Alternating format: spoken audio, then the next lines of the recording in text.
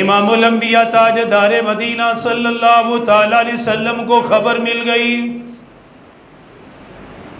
کہ قبیلہ بنو نذیر نے سارے کافروں کو جمع کیا، یہودیوں کو جمع کیا، مدینہ پر حملہ کرنے کی تیاری کی جا رہی ہے، مدینہ پر حملہ کیا جائے گا۔ سرکار دو عالم صلی اللہ تعالی علیہ وآلہ وسلم نے مدینہ کی حفاظت کرنے کے لیے، مدینہ کی آبادی کو محفوظ کرنے کے لیے آپ نے خدائی کا حکم ارشاد فرمایا مدینے کی آبادی کو محفوظ کیا جائے گا، ایک لمبی خندق کھودی جائے گی اتنی گہرائی میں کہ نیچے سے پانی نکلنے لگا، تقریباً 5,500 گز اس کی لمبائی ہے۔ 10 صحابہ اکرام کی جوڑیاں بنائی اور فرمایا جلدی اس کی کھدائی کرو۔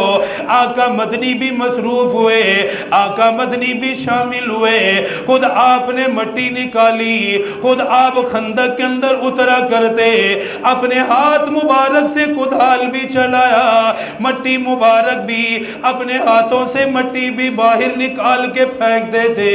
صحابہ فرماتے ہیں اس قدر آپ نے کام کیا، کھدائی میں اتنا آپ نے حصہ لیا، آپ کے سارے جسم پر اتنا ریت اتنی مٹی جمع ہو گئی، فرماتے ہیں پیٹ مبارک سے کپڑا ہٹا، سارے پیٹ مبارک پر مٹی لگی ہوئی ہے، اندر سے کھال بھی نظر نہیں آ رہی، جسم مبارک بھی نظر نہیں آ رہا۔ صحابہ اکرام عرض کرنے لگے آقا ہم تیار ہیں، کام کرنے کے لیے تیار ہیں، آپ آرام سے بیٹھئے۔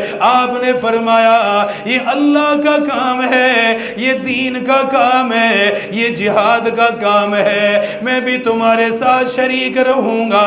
6 دن کے اندر یہ کھدائی کی گئی، صحابہ اکرام مصروف ہے، بھوک کی حالت ہے، پیاس کی حالت ہے، کھانے کے لیے کچھ نہیں ملا، پینے کے لیے کچھ نہیں ملا، ایک دوسرے کے اندر ہمت ڈالنے کے لیے، جذبات پیدا کرنے کے لیے صحابہ اکرام کی زبان سے آیا نحن الذین بایعوا محمدا علی الجہاد ما بقینا ابدا۔ کھدائی بھی کر رہے ہیں، خندق میں لگے ہوئے ہیں، ساتھ صحابہ اکرام یہ کہنے لگے، یہ اشعار پڑھنے لگے نحن الذین بایعوا محمدا علی الجہاد ما بقینا ابدا۔ ایک دوسرے کو بھوک کی حالت میں دیکھا، ایک دوسرے کو پیاس کی حالت میں دیکھا، پیٹ پہ پتھر باندھے ہوئے ہیں، پھر بھی کھدائی میں لگے ہوئے ہیں، ہمت بڑھانے کے لیے، حوصلہ بلند کرنے کے لیے کہنے لگے نحن الذین بایعوا محمدا علی الجہاد ما بقینا ابدا۔ کہنے لگے او دوستو ہم نے تو محمد صلی اللہ علیہ وسلم کے ہاتھ پر جہاد کے لیے بیعت کی ہے، جب تک زندہ رہیں گے جہاد کرتے رہیں گے، جب تک زندہ رہیں گے دین کی خدمت کرتے رہیں گے، جب تک زندہ رہیں گے اسلام کے لیے لڑتے رہیں گے۔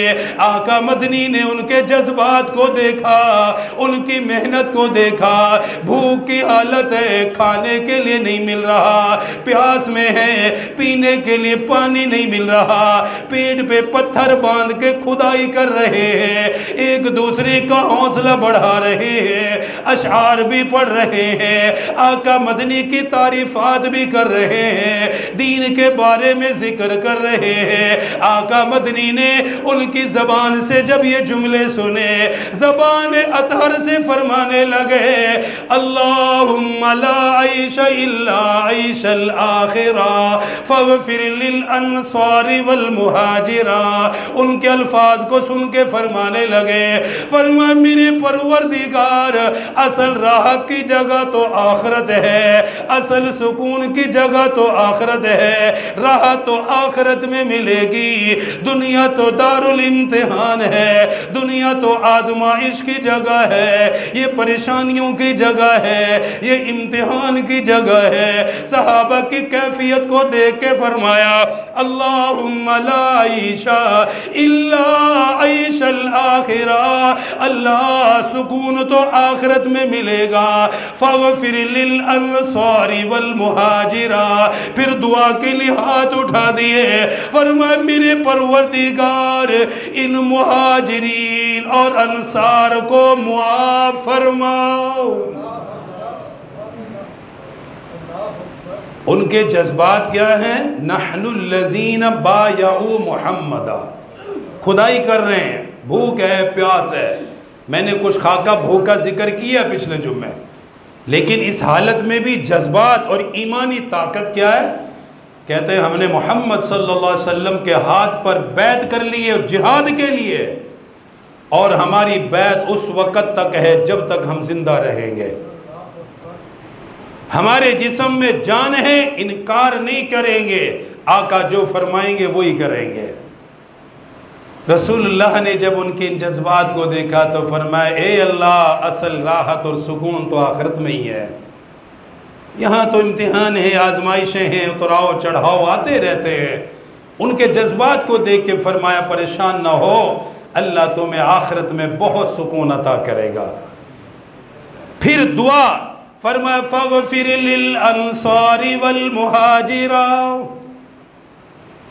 ان کی محنت رنگ لائی, مشقت رنگ لائی. آقا مدنی نے ان کا نام لے کے ان کے لیے دعا فرمائی, ان کا نام لے کے ان کے لیے دعا کرتے رہے. پروردگار انصار مدینہ ان کی مغفرت فرما, نجات عطا فرما.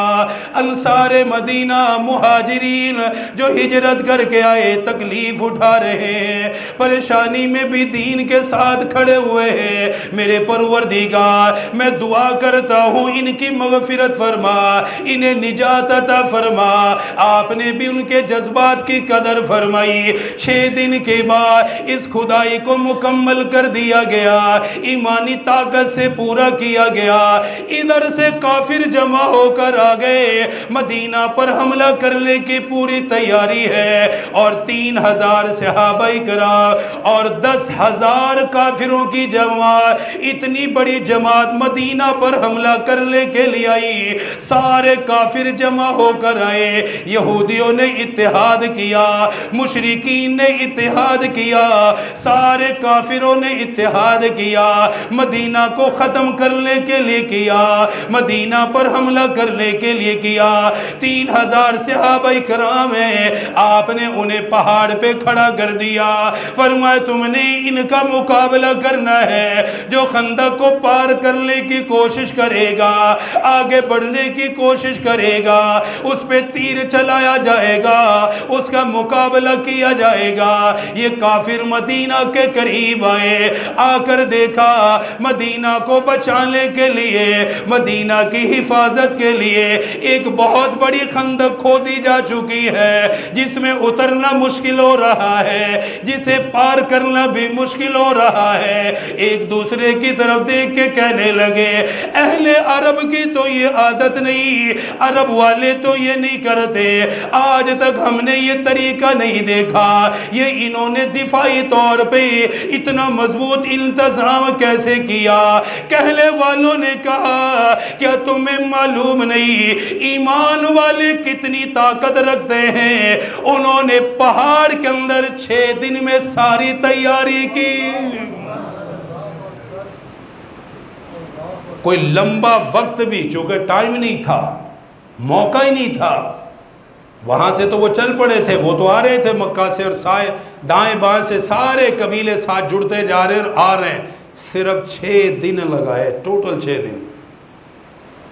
5,500 گز لمبی خندق کھودنا, پہاڑ کے دامن میں کھودنا, پتھروں میں کدال چلانا کوئی آسان کام نہیں ہے, اور پھر بھوک اور پیاس میں کرنا, کھانا بھی پیٹ بھر کے نہیں. یہ ایک ایمان کی طاقت سے ہی ہو سکتا ہے سارا کچھ.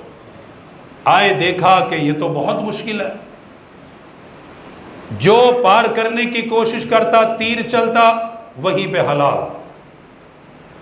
1 مہینے تک ان لوگوں نے پڑاؤ ڈالا, 1 مہینے تک, پورے 1 مہینے وہاں رہے کہ کسی طریقے سے صحابہ تھک کر باہر جائیں, بھوک کی وجہ سے جائیں اور ہم دوسرے راستوں سے حملہ کریں. 1 مہینے تک صحابہ کرام دفاعی قوت میں رہے اور پہرا دیتے رہے. نبی کریم صلی اللہ تعالیٰ علیہ وآلہ وسلم خود موجود ہے. اتنے سخت حالات بنے, دائیں بائیں سے کافر حملہ کرنے کی کوشش کرنے لگے. آقا مدنی نے صحابہ اکرام کو جگہ جگہ کھڑا کر دیا, جگہ جگہ پہ صحابہ کی ڈیوٹیاں لگائی. اتنا سخت مقابلہ ہونے لگا. ظہر کی نماز کا وقت آیا, نماز پڑھنے کا وقت نہیں ملا, نماز کی ادائیگی کے لیے وقت نہیں ملا. ظہر کی نماز قضا ہو گئی, عصر کی نماز کا وقت آ گیا. آقا مدنی اس قدر مصروف ہوئے, اس قدر جہاد کے اندر مصروف ہے. صحابہ کرام کی اتنی مصروفیات ہے, عصر کی نماز پڑھنے کا بھی موقع نہیں ملا. عصر کی نماز بھی قضا ہو گئی, مغرب کی نماز بھی قضا ہو گئی. آقا مدنی نے ہاتھ اٹھائے, فرمایا میرے پروردگار, انہوں نے نماز پڑھنے سے بھی روکا ہوا ہے, نماز پڑھنے کا موقع بھی نہیں مل رہا. میرے پروردگار, میرے صحابہ کی حفاظت کرنا, مدینے والوں کی حفاظت کرنا. میرے پروردگار, آپ بیت اللہ کی حفاظت کرنے والے ہیں, اللہ میرے شہر کی بھی حفاظت فرما.